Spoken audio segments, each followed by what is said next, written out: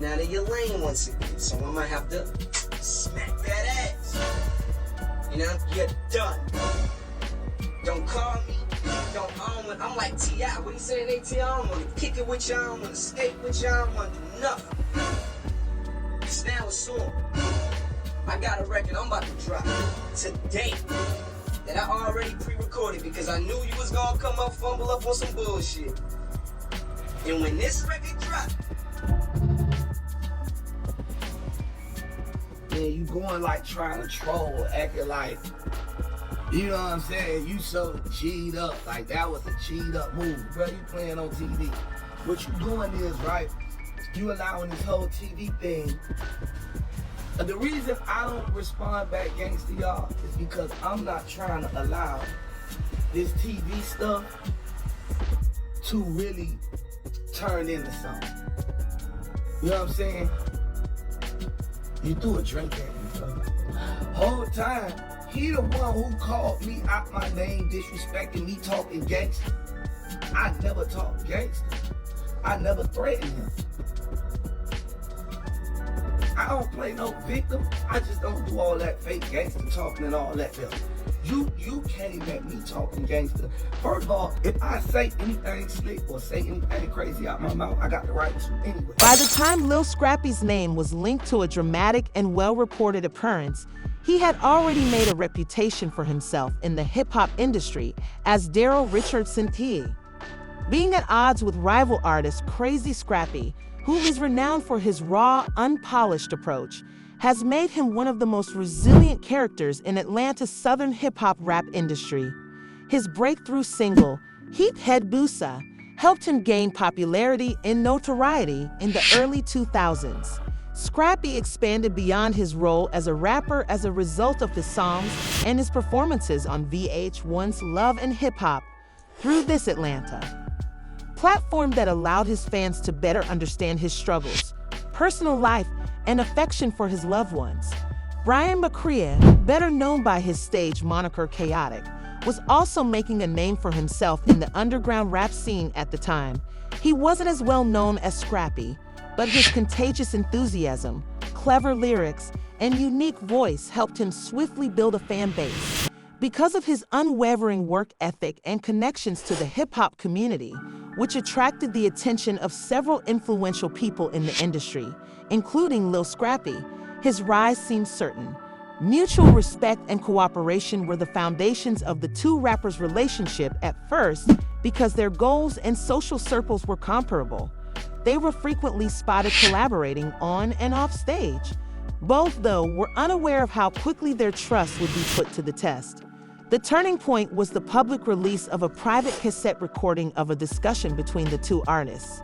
The movie had personal declarations, private conversations about their financial dealings, complaints with other musicians in the industry, and some disparaging remarks about the people, all of which were nothing short of scandalous. Unlike being closest to them, this was different from the entertainment industry, where such leaks had grown rather regular.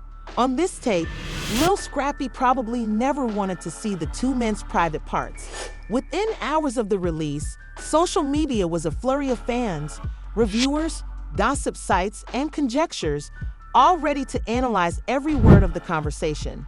The tape's intimate nature revealed Scrappy's weakness, and his meticulously maintained public persona took a hit when his innermost thoughts, particularly those involving arguments with those close to him, were made public. Long renowned as the gritty, streetwise rapper, Scrappy expressed his displeasure with the leak and said that his privacy and trust had been violated in a series of public remarks. Despite not immediately blaming Chaos for the leak, the hip-hop community soon started throwing fingers at him. Cass was widely suspected of being the one who released the recording. To make matters worse, the conversation included not just Scrappy's personal issues, but also some derogatory remarks about other participants. Industry, which exacerbates its damage.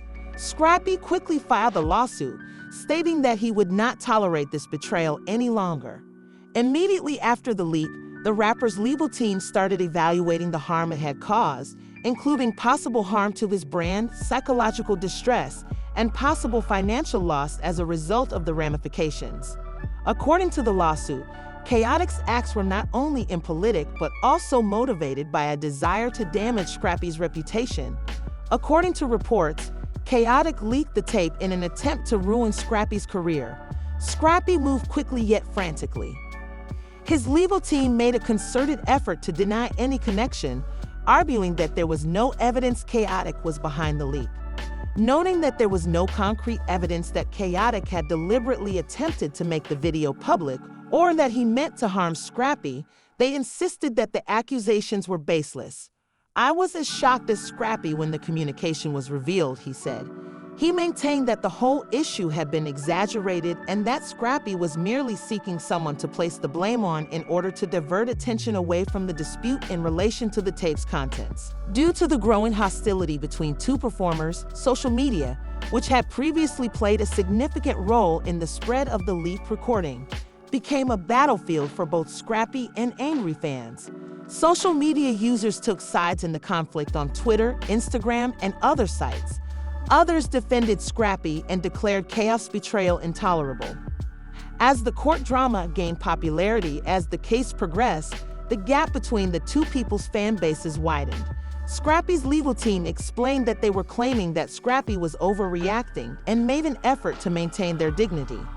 They claimed that the leak had permanently damaged Scrappy's career and that Khaotic should take accountability for his actions. In the face of the furious public outcry, the Khaotic team maintained their position that there was no deliberate misconduct, claiming that the entire affair was a wildly inflated conspiracy.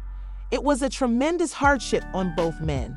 While the music industry, which had been closely monitoring the situation, threatened to take legal action, Chaos had to deal with the personal and professional fallout from the leak. Pondered the case's potential impact on artists and their private-public relations discussions in the digital age. This case brought up significant issues of authorization and privacy, as well as how the public views the personal lives of celebrities in a time when even the smallest error is magnified by social media. The terms of the settlement were not made public, but Lil Scrappy and Khaotic's lawsuit was resolved after months of legal disputes and media attention. Lil Scrappy and Khaotic's incident show how susceptible singers were to public scrutiny and how easily a leaked conversation might change their lives. It was obvious in private that the two guys would never collaborate again. The world underwent a profound transformation, with Scrappy finding some vindication, yet his reputation suffered due to the chaos the leak had unleashed. No legal action could undo the damage. An alarming reminder of how fragile relationships are in the entertainment industry, where confidence is hard to regain, and even one mistake can have serious consequences.